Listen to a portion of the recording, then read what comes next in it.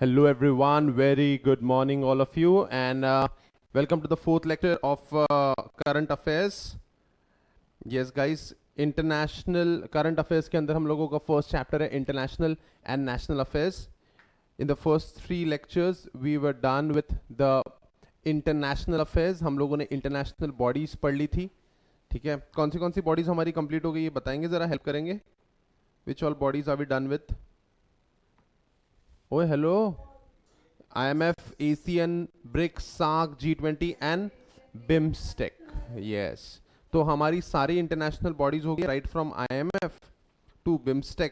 Now it's time to move for the yes international and national affairs के अंदर it's time to study the national bodies. India level की क्या bodies है? अब तक जो हमने पढ़ा ये सारी इंटरनेशनल बॉडीज पढ़ी थी, BIMSTEC, international monetary fund, ASEAN, SAARC, G20 and what not. अब बारी है कि इंडिया में कौन सी बॉडीज है जो इंडिया के स्टेट ऑफ अफेयर्स मैनेज करते हैं, इंडिया को स्ट्रांग बनाते हैं. ठीक है, क्योंकि हम लोग इंटरनेशनल लेवल पे हमें इज्जत मिलेगी जब हम नेशनल लेवल पे कुछ स्ट्रांग करते हैं. तो कुछ कंसेप्ट्स आपने सुने हैं ऑलरेडी, कुछ कंसेप्ट्स नए हैं. Let's check it out. The various national bodies that we have to study in a curriculum are yes. इसमें से कौन से कंसेप्ट्स हम लोग बिजनेस एनवायरनमेंट में कवर कर चुके हैं? कोई आइडिया बताओ तो जरा.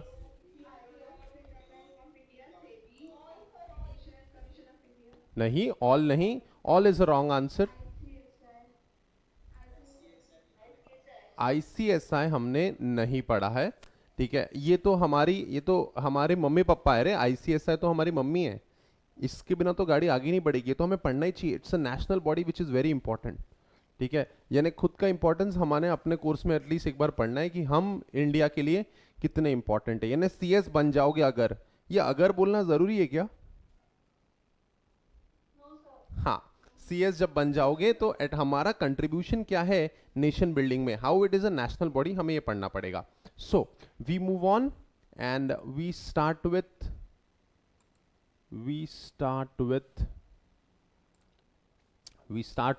नीति आयोग. मुझे पता है हम लोग ये ऑलरेडी पढ़ चुके एक बार, बट इसमें कैसा है ना, 70% बॉडी सेम है, 30% चीजें नहीं है. चलो तो क्विज ले लेते हैं. जब ऑलरेडी आपने नीति आयोग पढ़ा है तो क्विज ले लेते हैं हम लोग. Tell me, give me the full form of NITI. NITI का फुल फॉर्म क्या है, जल्दी बताओ.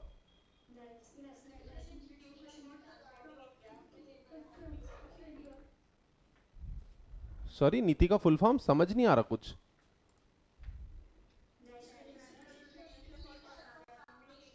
नीति का फुल फॉर्म है national institution for transforming India. ठीक है, question number 2 for the quiz. The question is, tell me, NITI Aayog के पहले क्या था? नीति आयोग के, परफेक्ट आंसर.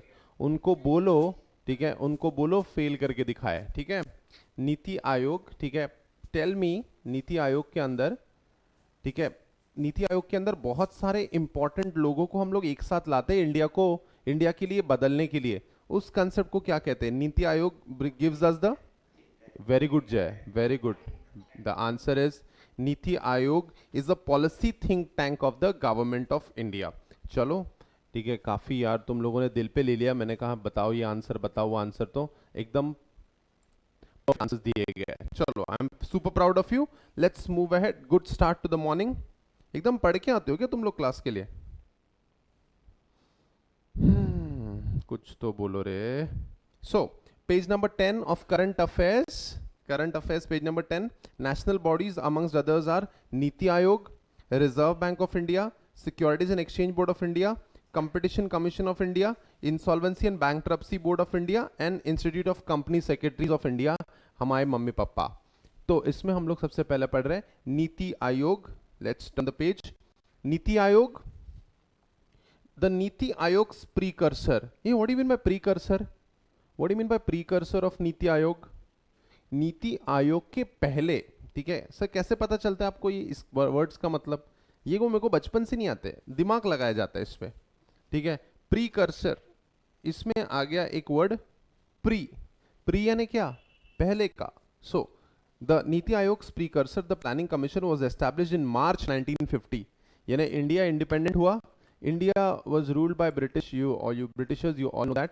तो उसके बाद जैसे हम इंडिपेंडेंट हुए, हम लोग होश में लगे. पहले तो एक साल हमने बहुत सेलिब्रेट किया, और फिर हम लोग होश में आने लगे. तो हमें पता चला कि यार कुछ करना पड़ेगा, गवर्नमेंट और इंडिया का प्रोग्रेस. तो मार्च 1950 में प्लानिंग कमीशन बना, and planning commission was established in March 1950 by the government of India. Resolution with prime minister as chairperson. ठीक है, prime minister was the chairperson of this planning commission. यानी जो chief था chairperson, यानी meeting में जो final vote होगा, जो फाइनल से होगा, वो प्राइम मिनिस्टर का होगा. That is called as the chairperson. जैसे हमारे घर में कौन सा चैनल चलेगा टीवी पे, आई होप कि आप सबके घर पे एक ही टीवी है, ऐसी मैं उम्मीद करता हूँ. ठीक है, ज़्यादा होंगे तो यू आर अल्ट्रा रिच. तो अगर हम लोग बात करते हैं कि घर पे टीवी चैनल कौन सा चलेगा, किसकी चलती है घर पे, जल्दी बताओ,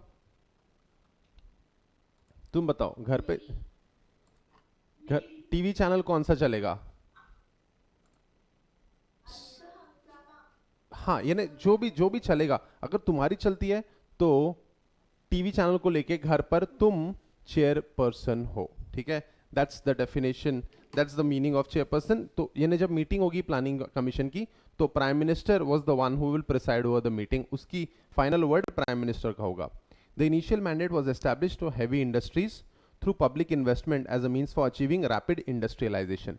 हमें इंडस्ट्रियलाइजेशन करना था, उसके लिए we had to establish heavy industries. Heavy industries यानी क्या? पावर, इलेक्ट्रिसिटी बनाना.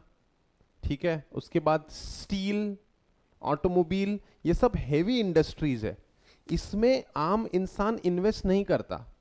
आम इंसान बिजनेस भी करता है तो कौन सा बिजनेस करता है? पटाखे की दुकान लगाता है, वो बेकरी चलाता है. वो ये steel plant, oil extraction, petroleum, fuel, steel industry, power industry में वो नहीं पड़ता.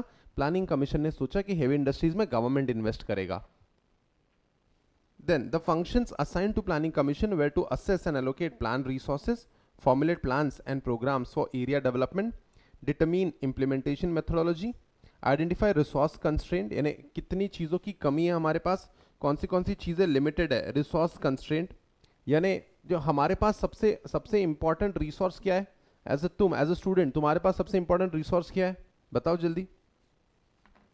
एज अ स्टूडेंट आपके पास सबसे इंपॉर्टेंट रिसोर्स क्या है? Knowledge. Not bad, very good जय, यार तुम पढ़ने वाले बच्चे लगते हो यार मुझे. का सबसे इंपॉर्टेंट रिसोर्स है हमारा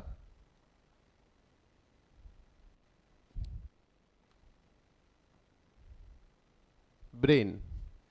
है क्या हमारे पास? अबे हेलो, ओए है क्या तुम्हारे पास? आधे लोग सोच रहे मम्मी को पूछ के आता हूं, रुको. Okay, so guys, brain and time is the most important resources that we have. brain and time. अच्छा मुझे एक बात बताओ, जब ब्रेन और टाइम सबसे इंपॉर्टेंट रिसोर्स है, तो हम दोनों इसमें से कौन सा वेस्ट करते हैं? हम इसमें से सर सब ब्रेन हम लोग दिमाग चला ही लेते सर, लेकिन टाइम हम वेस्ट कर लेते हैं. खिड़की की तरफ देखते हैं ऐसे 2-2 घंटे, क्या कर रहा है? कुछ नहीं, ऐसे ही देख रहा हूं, मजा आ रहा है. तो we waste a lot of time. तो गवर्नमेंट के पास कौन से रिसोर्सेज लिमिटेड है, इसके बारे में देखना पड़ेगा हमको. ठीक है, चलो आगे बढ़ते हैं. रिसोर्स कंस्ट्रेंट यानी कौन सी चीजों की कमी है. Just a moment. Then the planning commission from 1950 to 2014. ओए 1950 से 2014 तक, 1950 से 2014 तक प्लानिंग कमीशन चला. और इन्होंने कितने प्लान्स बनाए? They have made 12 5-year plans. Planning commission ने दे मेड कितने? 12 5-year प्लान्स. उन्होंने 12 5 years प्लान बनाए. और फिर नीति आयोग आया, उसके बाद हमें प्लानिंग कमीशन की जरूरत नहीं पड़ी. The prime minister announce the closure of planning commission from the ramparts of Red Fort on 15th August 2014. By the way, where is Red Fort? Where is Red Fort? Delhi. Yes yes yes. तो वहां से अनाउंस किया कि प्लानिंग कमीशन को अब हम लोग बंद कर रहे हैं, और हम लोग प्लानिंग कमीशन की जगह क्या लाने की कोशिश कर रहे हैं? प्लानिंग कमीशन की जगह उन्होंने लाया नीति आयोग। मेरा दावा है, मेरा वादा है तुमसे, आपके एग्जाम में ये क्वेश्चन जरूर आएगा। नीति आयोग के पहले which which commission, which agency was the precursor of NITI Aayog? आपके एग्जाम के लिए एमसीक्यू का गोल्ड है ये, आपके एग्जाम में ये क्वेश्चन जरूर आएगा। अब नीति आयोग का मेन काम क्या था? The government of India in keeping it's reform agenda. ओए, एजेंडा इन्हें क्या होता है बताएंगे जरा? What do you mean by the word agenda? हाँ, पर्पस। ठीक है, पर्पस। हम लोग करना क्या चाहते हैं? जैसे तुम लोग इस क्लास में आते हो, क्या एजेंडा है तुम्हारा? कुछ नहीं सर, सुबह 10 बजे कुछ करने को होता नहीं है, आप थोड़ी हंसी मजाक कर देते हो, जीवन में अच्छा लगता है, लॉकडाउन में अच्छा समय कट रहा है 1 घंटे के लिए कम से कम, तो आ जाते हैं हम लोग। ट्रू और फॉल्स? तो बड़ा फॉल्स बोल रहे हो तुम। हाँ, एजेंडा क्या है तुम्हारा? एजेंडा बता। हमें पढ़ना है यार। वहां हमारे लोग, हमारे जो दोस्त हैं, वो पूरा टाइम पास की दुनिया है, कुछ कर नहीं रहे हैं, और यहाँ पे हम पढ़ाई की अपॉर्चुनिटी लेके, सही है क्या? मैं ज्यादा तो नहीं बोल रहा हूँ? ओए हेलो, मैं ज्यादा तो नहीं बोल रहा हूँ यहाँ पे? हम लोग पढ़ाई की अपॉर्चुनिटी ग्रैब कर रहे हैं, ये हमारा एजेंडा है। चलो, purpose the government of India keeping in reform agenda. Reform इन्हें क्या? रिफॉर्म इंडिया को बदलना, ट्रांसफॉर्म इंडिया। नीति का फुल फॉर्म क्या है? National institution for transforming India. यही एजेंडा है, हमको भारत को बदलना है। मित्रों, हमें भारत को बदलना है, एक नए भारत का उगम करना है। नीति आयोग का यह काम था। Next, so the government of India keeping it's reform agenda, यानी जो ट्रांसफॉर्मेशन हमको करना है इंडिया का, ठीक है, constituted the NITI Aayog to replace the planning commission. कितने बार सिखा रहे हैं? ये 5वीं बार सिखा रहे हैं वो एक ही concept. This was done in order to better serve the needs and aspiration of people of India. Aspirations यानी क्या रहे? What do you mean by aspirations? Aspirations? No no, never heard this word. आज कौन add नहीं हो पा रहा है? हाँ, वेरी गुड निशांत। एस्पिरेशंस यानी expectations. Do we expect a better life? Do you expect a better life? क्या कहते हो? पहले के जमाने में ऐसा नहीं था। तुमने कितनी बार सुना होगा अपने पेरेंट्स से, हमारे जमाने में। सुना था तुमने ऐसा? हमारे जमाने में, यानी तुम्हारे पेरेंट्स को बिल्कुल, तुम्हारे पेरेंट्स को बिल्कुल तुमसे दिक्कत होगी कि तुम्हारे पास 5-5 शू है या 7-8 पेयर्स है फुटवेयर के। बिल्कुल तकलीफ होगी तुम्हारे पेरेंट्स को इस चीज से। और फिर वो धीरे से कहते हैं कि हमारे जमाने में हमने 10वीं तक चप्पलें नहीं देखी थी। गाइस, वो जमाना गया। वो जमाना गया जब टूथपेस्ट पेस्ट के साथ अगर आप ब्रश करते हो तो तुम्हारा स्वैग होता था। वो जमाना गया। अब हमारे इंडियन लोगों की एक्सपेक्टेशंस बढ़ चुकी है। सो एस्पिरेशंस यानी what do you expect from life in a country, that is called as aspiration. So this was done in order to better serve the needs and aspiration of people of India. An important evolutionary change from the past, Niti Aayog acts as the quintessential platform for the government of India to bring state to act together in national interest and hereby fosters cooperative federalism. So basically हम लोग चाहते क्या है इसमें? नीति आयोग में ये कोशिश कर रहे हैं कि हर स्टेट कंट्रीब्यूट करे और at the end of the day development किसका हो? इंडिया का हो. सो कोऑपरेटिव फेडरलिज्म, हर स्टेट कंट्रीब्यूट करके इंडिया को आगे बढ़ाएगा, इस चीज की हम लोग कोशिश कर रहे हैं. Okay, so guys, very important, ये कोऑपरेटिव फेडरलिज्म हम लोग ने बार बार पढ़ा है, पढ़ते हैं. सो नीति आयोग में हम लोग ये पॉइंट पहले भी पढ़ चुके हैं कि सारी स्टेट्स को इंडिया के लिए लड़ना पड़ेगा और एक साथ कोऑपरेट करके इंडिया को ऊपर लाना पड़ेगा. मूविंग अहेड,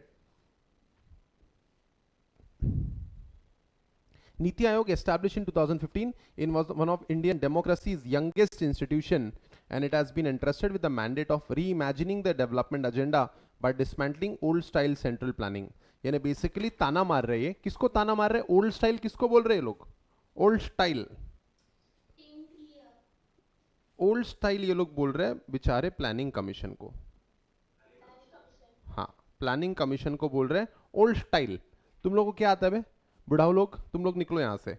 हम लोग डिसमेंटल करना चाहते हैं और इंडिया का डेवलपमेंट करना चाहते हैं, इंडिया का डेवलपमेंट करना चाहते हैं। We want to dismantle the old style, ठीक है। नीति आयोग से हम लोग, NITI Aayog is one of the youngest, ठीक है, youngest institution in India's democracy, also important for the exam.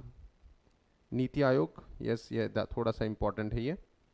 It is the youngest institution, NITI Aayog is the youngest institution in the democracy. So it has been entrusted with the mandate of reimagining of the development agenda by dismantling old style central planning. The Niti Aayog was mandated to foster cooperative federalism, evolve a national consensus on developmental goals, and define reforms agenda, acts as a platform for resolution of cross-sectoral issues between central and state government, capacity building to act as knowledge and innovation hub. सो नीति आयोग में हम लोग think tank बना रहे, ठीक है, हम लोग think tank बना रहे, ऐसे जबरदस्त लोगों को एक साथ लाने की कोशिश कर रहे जो इंडिया को सही में डेवलपमेंट की राह पे ले जाए। So it represents a huge mandate for a nascent organisation, ठीक है, it represented a huge mandate for a nascent. What do you mean by the word nascent? Nascent यानी क्या, बताएंगे जल्दी? नेसेंट मतलब नया, कोई भी नई ऑर्गेनाइजेशन के लिए ये बहुत बड़ा एजेंडा था सॉल्व करने के लिए। कोई भी नीति आयोग, ये रिलेटिवली 2014 में ये डेवलप हुआ, तो ये बहुत 2015 में ये एस्टैब्लिश हुआ, तो सिर्फ तुम लोग एक नए इंस्टीट्यूशन से बहुत बड़ी एक्सपेक्टेशन रख रहे हो, ऐसा लिखा गया है। Next paragraph, page number 11, mid para. NITI Aayog is a premier policy think tank of the government of India. मैं तो कहता हूं ये जो लाइन है ना, ये लाइन को तो स्टिकी नोट बना के यहां चिपका दो तुम कि नीति आयोग थिंक टैंक है, नीति आयोग थिंक टैंक है, ये टैटू करवा लो यहां पे, बड़ा इंपॉर्टेंट लाइन है ये। NITI Aayog is the premier policy think tank of the government of India, providing both directional and policy inputs while designing strategic and long-term policies and programs for the government of India. Niti Aayog also provides relevant technical advice to the center and the states. तो किस think tank है नीति आयोग? जब think tank है तो इसका काम ही है कि गवर्नमेंट को इनपुट्स देना, गवर्नमेंट को डिसीजन मेकिंग में हेल्प करना, ठीक है। गाइस थोड़ा सा क्रूशियल है, एक बार देख लो इसको।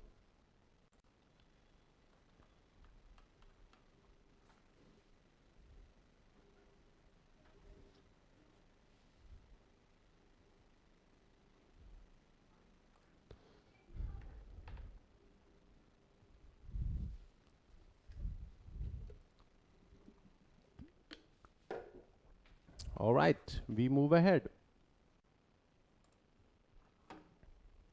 अब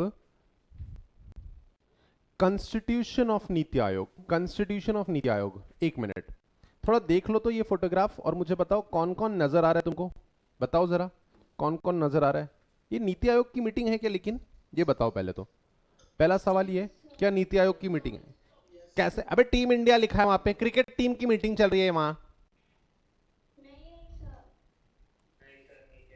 नीचे लिखा है, बराबर पढ़ा करो सर, चश्मे से दिखता नहीं तुमको। Team India 5th meeting of governing council NITI Aayog, ठीक है, जून 15 2019 को दिल्ली में ये मीटिंग हुई। उस मीटिंग में मैं था, देखो तो जरा। अरे यार कैसी बात कर रहे हो, मैं नहीं रहूंगा क्या मीटिंग में? पागल हो तुम लोग। अच्छा सॉरी सॉरी, जोक सपाट, ठीक है, इंपॉर्टेंट। सॉरी सॉरी, नहीं नहीं, मोदी जी को नहीं हटाएंगे हम लोग। क्या क्या पहचान के नजर आ रहे हैं लोग? कुछ लोग पहचान के दिख रहे हैं, देखो तो जरा, देखते हैं। ये नागपुर से कोई है क्या? नागपुर से?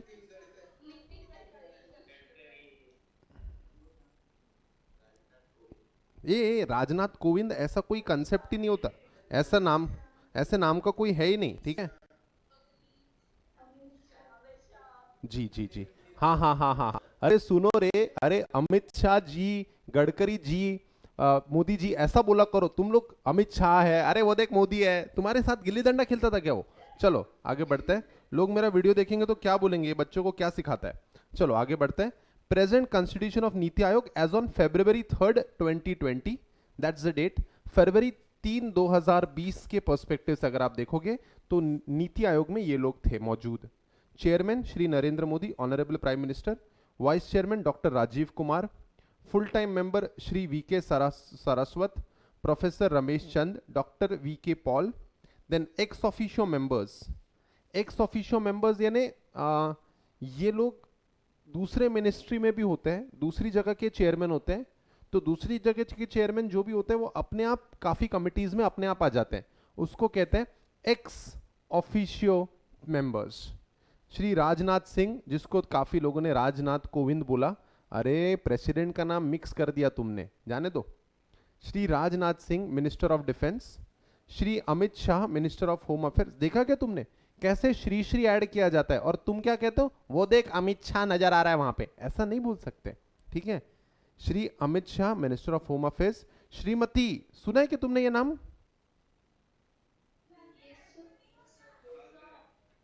यस जी, मैडम यहां मौजूद है। Shrimati Nirmala Sitharaman, minister of finance, हमारी मिनिस्टर ऑफ फाइनेंस है ये जो भी चेंजेस होते हैं आरबीआई की पॉलिसीज में वगैरह वगैरह, तो निर्मला जी हमें बताती है। एंड श्री नरेंद्र सिंह तोमर, ओए नरेंद्र सिंह तोमर है, हाँ मोदी जी नहीं है वो। Minister of agriculture and farmers welfare, minister of rural development, minister of panchayat Raj. ये सब लोग एक्स ऑफिशियो मेंबर्स हैं नीति आयोग के। अभी अभी एज ऑन 3 फरवरी, जिस दिन ये नोट्स बने हैं उस दिन तक ये लोग मेंबर्स थे। उसके बाद स्पेशल इनवाइटीज। स्पेशल इनवाइटीज कौन है? Shri Nitin Jairam Gadkari, minister of road transport and highways, minister of micro small and medium enterprises. Shri Thawar गन Gehlot, minister of social justice and empowerment. Shri Piyush Goyal, sorry Piyush नहीं होता है वो, पीयूष होता है। Shri Piyush Goyal, minister of railways, minister of commerce and industry. Shri Rao Inderjit Singh, minister of state of ministry of statistics and programme implementation and minister of state independent charge of ministry of planning. Chief executive officer Shri Amitabh Kant, ठीक है। अब काफी लोग ऐसा पूछेंगे कि sir इतने सारे नाम याद रखने हैं क्या? एक बात बताना चाहूंगा आपको, इन सब में से इन्हें आपको काफी सारे नाम सभी और भी पढ़ने हैं, करंट अफेयर्स हम लोग पढ़ रहे हैं। इसमें से क्वेश्चन आएगा एक एक मार्क के लिए, इतनी सारी चीजों में से क्वेश्चन आएगा एक एक मार्क के लिए। अब मैं चाहूंगा कि आप जज करो कि एक मार्क के लिए हमने इतनी मेहनत करनी है क्या। एज अ स्टूडेंट मैं आपको मेरा अप्रोच बताता हूं, मैं एज अ स्टूडेंट मैं आपको मेरा अप्रोच बताता हूं। एज अ स्टूडेंट मैं नहीं सोचता कि मैं 200 में से 100 मार्क्स लेके आऊं, 101 शगुन के 101 मार्क्स लेके आऊं और पास हो। मैं ऐसा स्टूडेंट नहीं हूं, मैं ऐसा स्टूडेंट कभी था नहीं। मैं हमेशा चाहता था कि मैं मैक्सिमम मार्क्स स्कोर करूं। आपकी स्कूल डेज की हिस्ट्री चाहे कुछ भी रही हो, शायद आप इतने ब्रिलियंट स्टूडेंट नहीं रहे होंगे, शायद मैं कह रहा हूं, अगर होंगे तो we are lucky to have you. हो सकता है कि आपकी इतनी अच्छी ना रही हो स्कूल डेज की हिस्ट्री, ऐसा होता है काफी स्टूडेंट्स के साथ।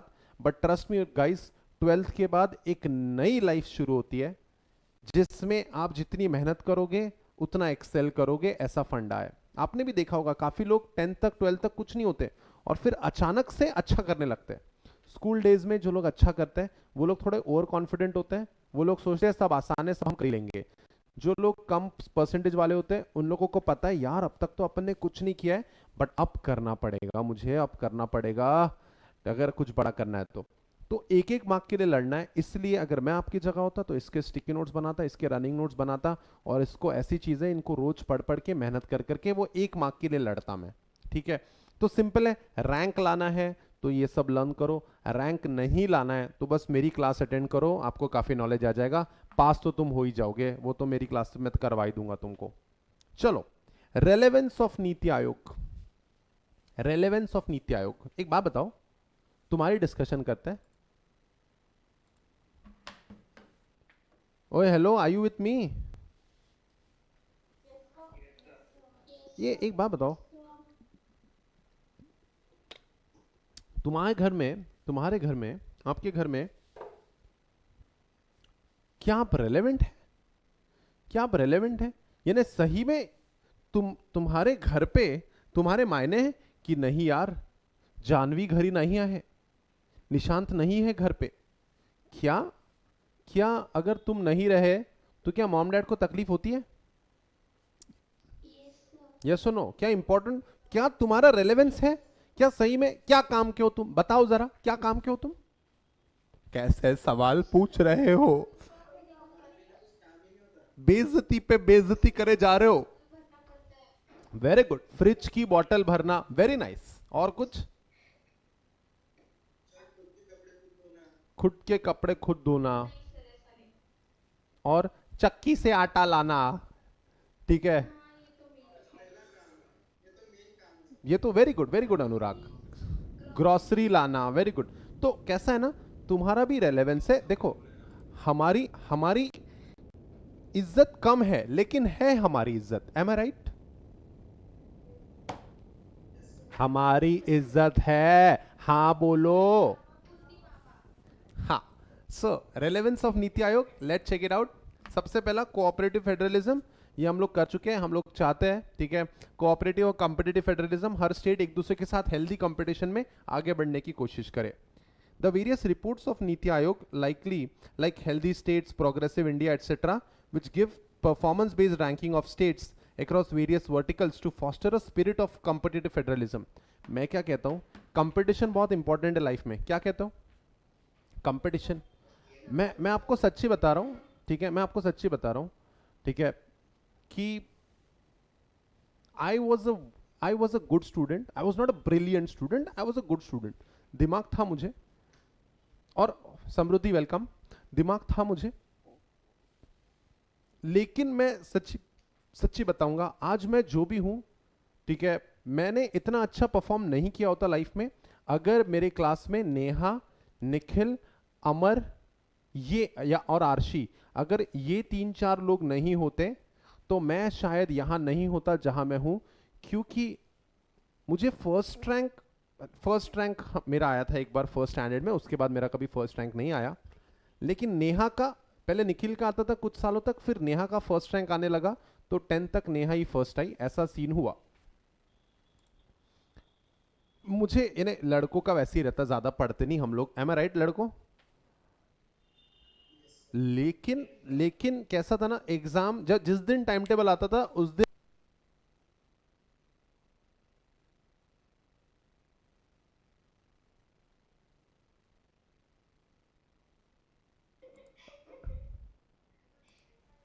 ओके। सो क्या हो गया कि, दिखाई दे रहा हूं, सुनाई दे रहा हूं? Very nice. तो क्या हो गया, ये कंपटीशन के चलते नेहा, निखिल, अमर, आरशी, ये समझ में आता था कि यार अगर टीचर लोगों से रिस्पेक्ट चाहिए, अगर अपना नाम टीचर को पता रहे इतना चाहिए, तो कम से कम पहले 5 में तो आओ, कम से कम पहले 5 में तो आओ। ट्रस्ट मी ऑन दिस, ये इकलौता रीजन था। अमर, निखिल, नेहा, आरशी, ये 4 इकलौते रीजन थे। सर 4 इकलौते रीजन कैसे होंगे? हाँ यार, जो भी है, ये 4 रीजंस थे मेरे पास कि भाई मैं पढ़ूं, क्योंकि मुझे पता था कंपटीशन में रहना जरूरी है, अपना स्कूल के बोर्ड पे नाम आना चाहिए। This was the only reason why I studied and why I have excelled in life. तो I would like to thank Neha, Nikhil, Aarshi and Amar. So और ये सब लोग अच्छा कर रहे हैं आप आज। Neha is doctor, Nikhil works for Facebook in Chicago, Amar is a journalist and Aarshi works for multinational company in Kolkata. So guys, that's the thing of competition. ये रैंक चीज ना, रैंक चीज ये बहुत इंपॉर्टेंट चीज है, आपको बहुत आगे ले जाएगी। The various reports of Niti Aayog like Healthy States, Progressive India gives performance-based ranking of states across various vertical to foster a spirit of competitive federalism. What do you mean by the word foster? What do you mean by the word foster? Boost करना, foster ने boost करना। It helps to identify the best practices in different state in various sectors and then try to replicate them in other state. तो देखोगे कि कौन सा state बहुत अच्छा कर रहा है और फिर उनका performance copy करने की कोशिश करेंगे। Then cooperative federalism, due to composition of Niti Aayog, it gives better representation of states in this body, which facilitate direct interaction with the line ministries. Also helps to address issues in relatively shorter time. So that's cooperative federalism. सबका साथ, सबका विकास, सब लोग एक दूसरे से मिलके India को स्ट्रांग बनाएंगे. That's cooperative federalism. Then वो तुमने तो देखा ही होगा ना कि वो कौन सी मूवी थी यार, फुटबॉल वाली. फुटबॉल वाली कौन सी मूवी थी? Kabir Khan. Kabir Khan.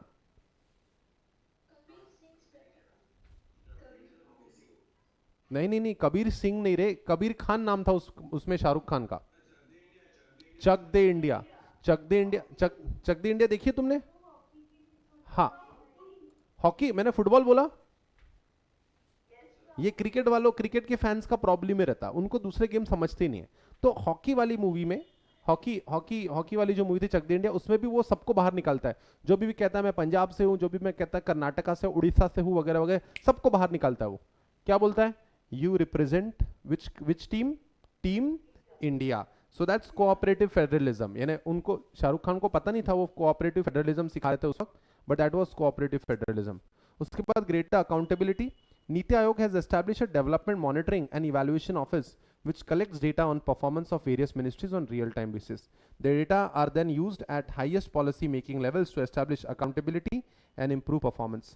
Earlier, India had 12 5-year plans, but they were mostly evaluated long after the plan period had ended. Hence, there was no real accountability. Accountability, ये वाला पॉइंट नया है. नीति आयोग में मैंने आपको अकाउंटेबिलिटी वाला पॉइंट नहीं समझाया अब तक. अकाउंटेबिलिटी यानी आपसे आगे वाली पार्टी उम्मीद कर रही है कि आपने ये करना चाहिए. This word is accountability. Accountability यानी रिस्पॉन्सिबिलिटी. आप देखो ना, अगर आपका परफॉर्मेंस इवैल्यूएट ही नहीं होगा, अगर आपका परफॉर्मेंस इवैल्यूएट ही नहीं होगा, तो आप मेहनत करोगे क्या उतनी? जैसे आपने पेपर दे दिए, पता है चेक नहीं होने वाले, पता है अगर चेक नहीं होने वाले तो छोड़ रहे मूवी की कहानी लिख के आ जाओ पेपर में, खत्म करो matter. Am I right? That's accountability, responsibility. Think tank of innovative ideas, that is new ideas, novel ideas. Novel word अभी कोरोना वायरस से ही पता चला है सबको. नीति Aayog is visualized as a funnel through which new ideas and innovative ideas come from all possible sources. Industry, academia. Industry यानी जो लोग इंडस्ट्रियलिस्ट है जैसे रतन टाटा, then academia ये टीचर लोग, then civil society or foreign specialist, and flow into the government system for implementation. Convergence of resolution being a common point for similar issues faced by different sectors, it acts as a convergence points and platform to discuss these issues. Convergence यानी सारी चीजों को एक साथ ले आना. Convergence यानी सारी चीजों को एक साथ ले आना. तो हम चाहते हैं कि मल्टीपल बिजनेस सेक्टर्स के सारे agendas नीति आयोग कवर करे. So that is, these are the relevant points for NITI Aayog. यानी why नीति Aayog is relevant? These are the various issues.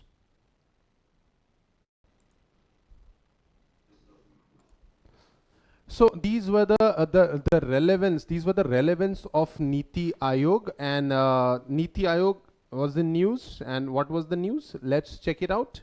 Niti Aayog in news. Page number 12, mid para. Niti Aayog in news. State needs to boost ease of doing business. And the Times of India, dated February 3rd, 2020. State government will now have to accelerate their move on ease of doing business to remove bottlenecks for investors and taxpayer charter, which will help to instill confidence and end harassment. तो जो कैसा है कि business करने में आसानी हो, ease of doing business. Have you ever heard about the concept ease of doing business? नहीं, मैंने तो पढ़ाया नहीं है तुमको ease of doing business.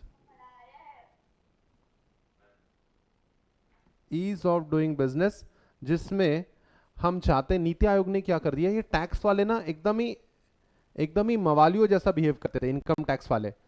तो इनकम टैक्स वाले हरासमेंट कम करें, ऐसा कंसेप्ट लाया नीति आयोग ने. अगर बंदा पैसे कमाएगा तो वो टैक्स भी भरेगा. You have to be friendly. NITI Aayog ने ये पहला रेडिकल चेंज करवाया. ये बॉटलनेक क्या होता है? बॉटलनेक यानी जो भी पॉइंट आता है जहां पे इन्वेस्टर पैसा इन्वेस्ट करने से डरता है, that is called as a bottleneck. Must follow up now that has been done at the levels of state. The economic survey gives the example of, if you want to run a restaurant, you need 43 clearances. ओए, restaurant run करना है तो कितनी सारी permission चाहिए? 43. और हम लोग हमारे घर वालों को हम लोग हमारे घर वालों की परमिशन नहीं लेते। हम लोग कैसा बता के जाते घर से, हम लोग ये पूछते कि मैं जा रहा हूं बाहर, मैं जाऊं क्या बाहर, नहीं पूछते हम क्या पूछते हैं, जा रहा हूं मैं, कब आएगा पता नहीं, पता नहीं, आऊंगा तब आऊंगा।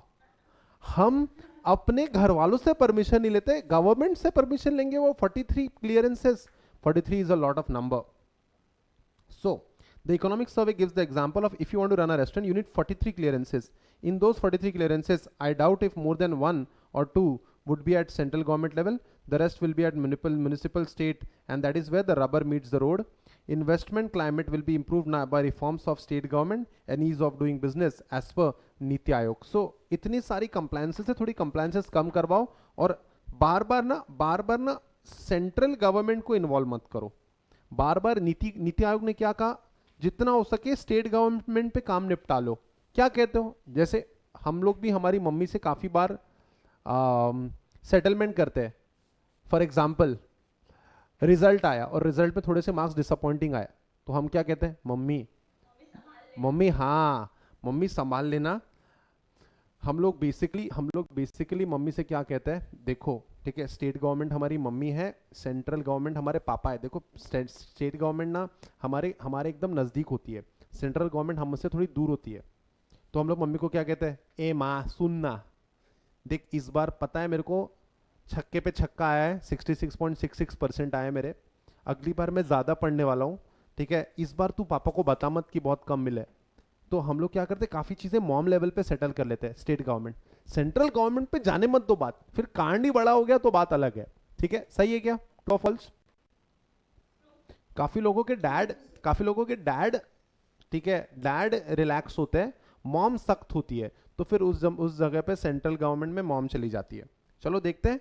So that is what NITI Aayog has done. NITI Aayog ने ease of doing business in India को थोड़ा सा प्रमोट किया है। सो नेशनल बॉडीज के अंदर कौन सी बॉडी हम लोग कर चुके हैं, नीति आयोग। And trust me on this theory was 80% same, 80% same जो हम लोग बिजनेस एनवायरनमेंट में भी पढ़ चुके हैं। कोई बात नहीं, चलता है, हमारा कंसेप्ट और कंसोलिडेट हो जाता है, रिवीजन हो जाती है। ठीक है, आगे बढ़े। अब पढ़ेंगे हम हमारी प्यारी रेलेवेंस ऑफ नीति आयोग के बाद हम पढ़ने वाले हैं RBI, reserve Bank of India. चलो एक क्विज हो जाए, पूछे क्या, क्विज लेना चाहिए क्या? इतने तत्पर हो रहते हो तुम क्वेश्चंस के लिए, ठीक है। अच्छा tell me Reserve Bank of India कौन से एक्ट के अंदर बना है?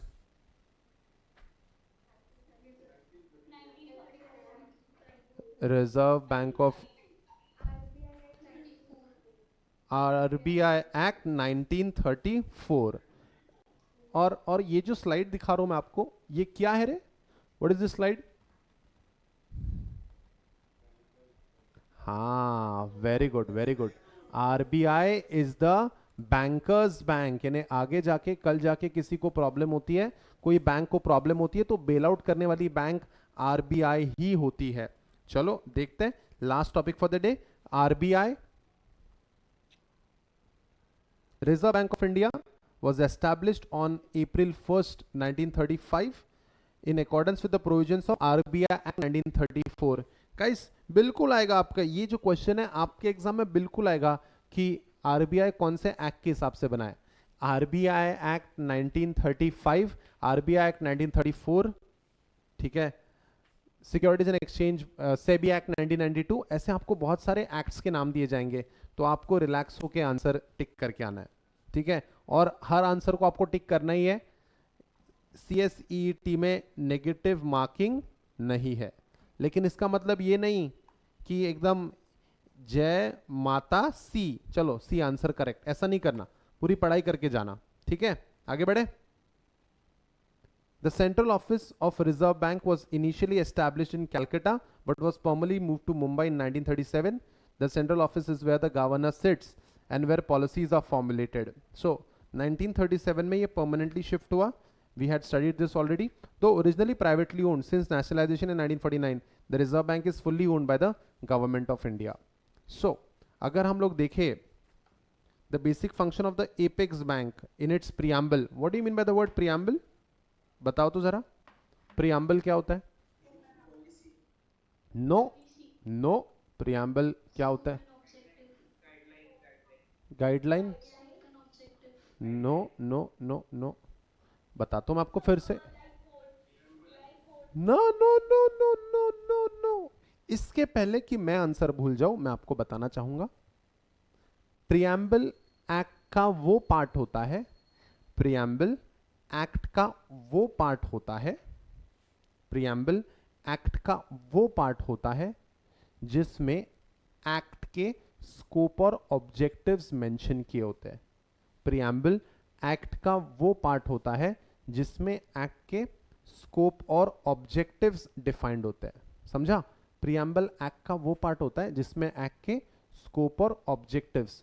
आप जो बता रहे हो वो सर कोड जैसा होता है, वो the word it is not preamble, it is tribunal. Tribunal code जैसा होता है, ट्रिब्यूनल. ठीक है, चलो कोई बात नहीं.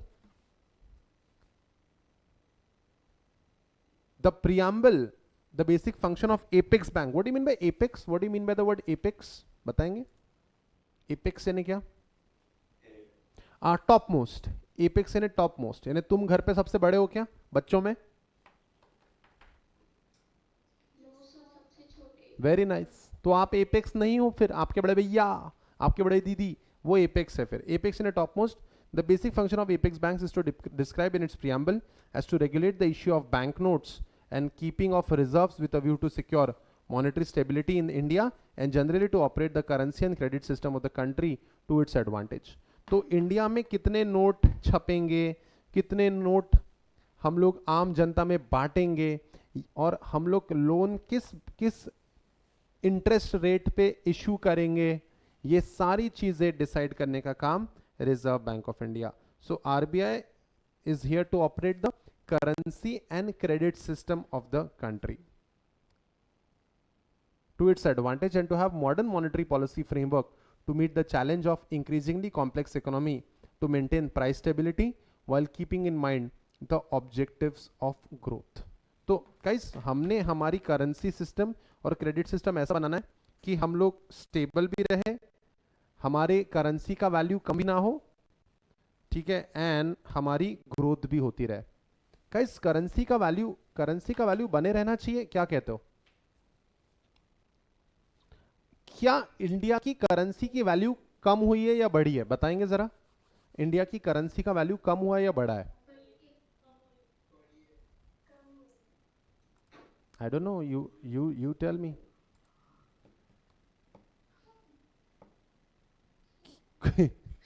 क्या इंडिया की करेंसी की वैल्यू कम हुई या बढ़ी है? ये है मेरा सवाल.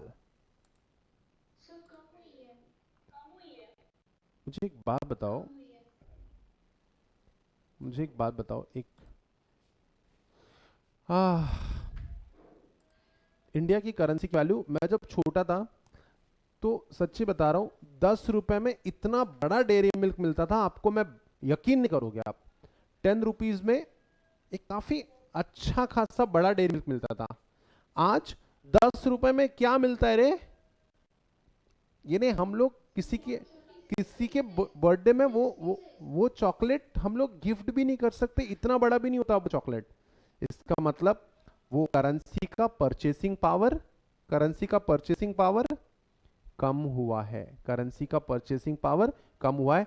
हमारे पैसों की कीमत गिर चुकी है. पहले 10 रुपए का नोट आता था, याद है तुमको? 10 रुपए का नोट आता था, क्या तुमको? हाँ, हाँ सॉरी, पहले 10 रुपए का सिर्फ नोट आता था.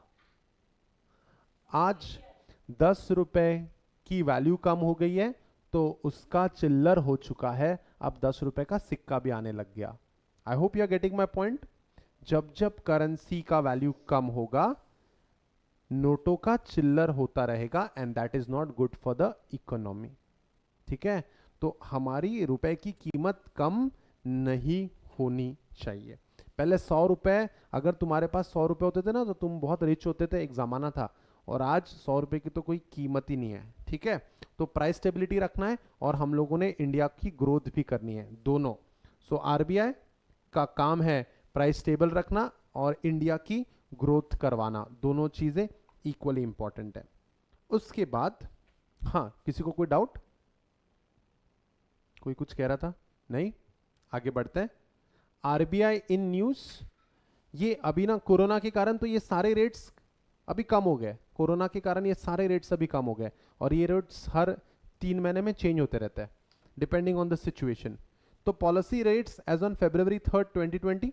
अब सुनो, काफी स्टूडेंट्स को परेशान हो जाते हैं कि सर अभी तो ये सारे रेट कम हो गए, हमारे एग्जाम में क्या आएगा? आपके एग्जाम के लिए यही वैलिड है, ठीक है? चाहे कुछ भी हो जाए, चाहे कुछ भी हो जाए, आपके एग्जाम के लिए यही रेट्स वैलिड रहेंगे, चाहे कुछ भी हो जाए, ठीक है? और ये रेट कैसा है ना, हर 3 महीने में बदलते हैं। तो फिर अगली जब बैच आएगी तो ये वाले चैप्टर में चेंजेस हो जाएंगे, अगले नवंबर के लिए ये वाले इसमें चेंजेस हो जाते हैं। तो थोड़ा जो पार्ट है वो बदलते रहेगा, लेकिन मुझे ऐसा लगता है मोस्टली 1 साल के लिए एक बुक 1 साल के लिए वैलिड रहेगी। तो जो ये चीज़ें बदलती रहती है, February 3, 2020 के हिसाब से ये रेट्स है, तो फिर समय के साथ ये बदलेगा, तो इसलिए इस पे क्वेश्चन आने का चांस थोड़ा सा कम है। Let's check it out, the various rates. Policy repo rate 5, बोलिए बोलिए।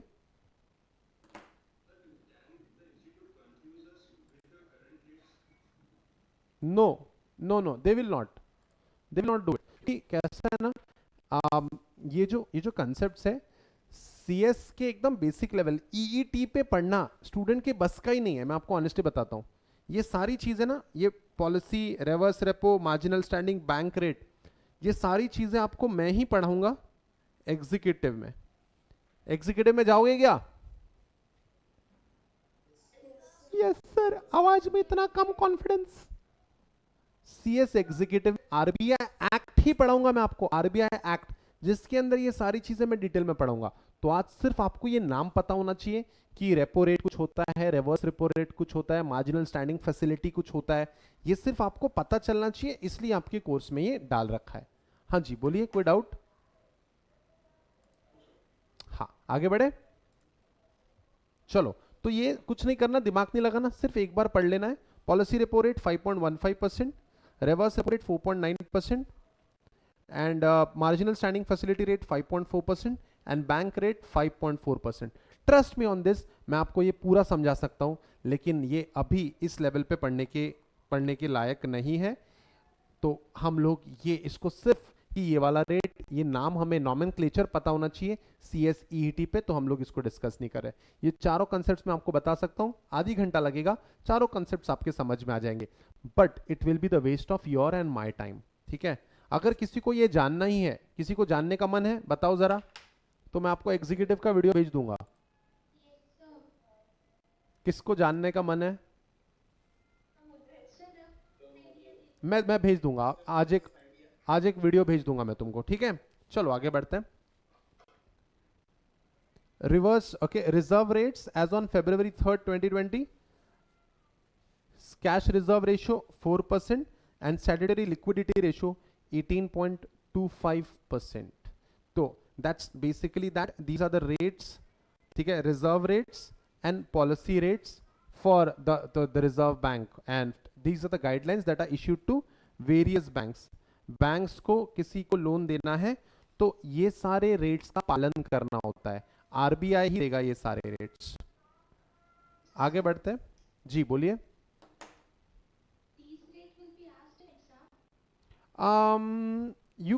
I cannot deny the fact that they may be asked. जरूर, यानी हम नहीं बोल सकते कि वो नहीं पूछेंगे, बट पूछना तो नहीं चाहिए क्योंकि ये बदलते रहता है, पूछना तो नहीं चाहिए। मेरा ये मानना है कि आपको ये इसलिए दिया है कि आपको ये वर्ड्स पता रहे। तो कैसा है, पूछना तो नहीं चाहिए, लेकिन जिसका मेमोरी स्ट्रांग है और जो सही में रैंक के लिए कोशिश कर रहा है, तो इसको भी कवर करना चाहिए। थोड़ा मेहनत कम करो, लेकिन कर लेना जरूर। But I do not recommend it कि इतनी सारी चीजें जो बदलती रहती है लर्न करके कोई फायदा नहीं है इसका। आगे बढ़ते हैं। During October 2019, just a moment, oh, during October 2019, Reserve Bank of India's Monetary Policy Committee slashed key repo rate for the 5th time in the year. मैंने क्या कहा, ये लोग इसको बार बार बदलते रहते हैं, 2019 में ही बदला था। चलो मैं आपको ना थोड़ा सा और नॉलेज दे देता हूं, एकदम लेटेस्ट ज्ञान देता हूं तुमको। कोरोना के कारण आज का मई 28 को मैं आपको ये लेक्चर पढ़ा रहा हूं, आज का रेपो रेट है 4%। यानी जब हम लोग तैयारी कर रहे तभी बदल गया ये, तो मुझे नहीं लगता ये एग्जाम के लिए इतना वैलिड है, क्योंकि इट कीप्स ऑन चेंजिंग। 2019 में 5 बार चेंज हुआ था ये, कि आपको सर्कमस्टांसेस के हिसाब से बदलना पड़ता है। In October 2019, the Reserve Bank of India's Monetary Policy Committee slashed key repo rate for the 5th time in the year to boost the demand and private consumption amid an economic slowdown. 2019 में economic slowdown चालू हो गया था और फिर तो corona ने कहर बरपा दिया हम पे। Then, while RBI committee has slashed repo rate by 35 BPS in August policy meeting. BPS? BPS सुना सा लगता है कि BPS नहीं नहीं सुना होगा तुमने। बीपीएस यानी basis point. 100 BPS 100 basis point is equal to 1%। 100 BPS 100 basis point is equal to कितना परसेंट? 1%। तो उन्होंने कहा है आरबीआई है slash repo rate by 35 BPS. 35 BPS यानी कितना परसेंट बताएंगे कृपया, जल्दी बताओ। Sorry yes, you are absolutely correct, 0.35। तो आरबीआई जो है वो परसेंट की भाषा नहीं बोलता है, वो बीपीएस की भाषा बोलता है, बेसिस पॉइंट। फॉर्मूला लिख लो कहीं, 100 BPS is equal to 1%। 100 BPS is equal to 1%। This is the nomenclature that they use. While the RBI committee has slashed repo rate by 35 BPS in August policy meeting, it has reduced the key lending rate by additional 25 BPS. 25 BPS यानी कितना percent बताएंगे जरा? 25 0.25%। Hi-fi हो रहा है क्या बहुत? तुम्हारे बस का लग रहा है या नहीं लग रहा है? ओए हेलो, हैवी तो नहीं हो रहा? ओवरहेड जा रहा क्या? ओवरहेड की है, मैनेजेबल है? व्हाट से? Perfect, very good. The repo rate or the 25 BPS after its latest bi-monthly review meeting. The repo rate or the rate at which RBI lends to the banks have been revised to 5.15% from 5.4%. Likewise, the reverse repo rate has been adjusted to 4.9%. और आज तो ठीक है, चलो आपको मैं आज का असाइनमेंट देता हूं। आप मुझे आज का असाइनमेंट है, आज की क्लास का असाइनमेंट है, आप ये ढूंढ के लाना कि आज today what is the status of policy repo rate and reverse repo. सिर्फ यही दो लेके आओ, यही दो, 1 and 2, इतना ही लेके आओ। आज लेके आओगे?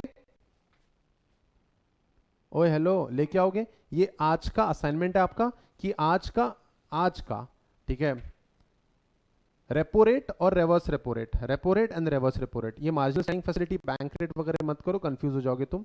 ये दो चीजों पे आपको रिसर्च करके आना और मुझे ग्रुप में बताना है कि रेपो रेट और रिवर्स रेपो रेट कितना है, ठीक है? और ये सारा काम आप सारी क्लासेस खत्म होने के बाद, ठीक है, बोलने तो दो, पढ़ाने तो दो। असाइनमेंट हम लोग करेंगे 2 बजे के बाद, आपकी क्लास खत्म होने के बाद। So likewise, the reverse repo rate has been adjusted to 4.9%. और जिसको ज़्यादा और पढ़ना है, they can visit the website www.rbi.org.in. Alright, so guys, national bodies के अंदर हम लोग कौन सी बॉडीज कर चुके हैं आज बताएंगे जरा? NITI Aayog and RBI. Alright guys, to be honest ये थोड़ा सा easy था क्योंकि हम लोग बिजनेस एनवायरनमेंट में पढ़ चुके थे। Never mind guys, thank you so much for joining with me today. I'm Pawan Gahukar signing off. See you in the next video. Bye bye, take care of yourself.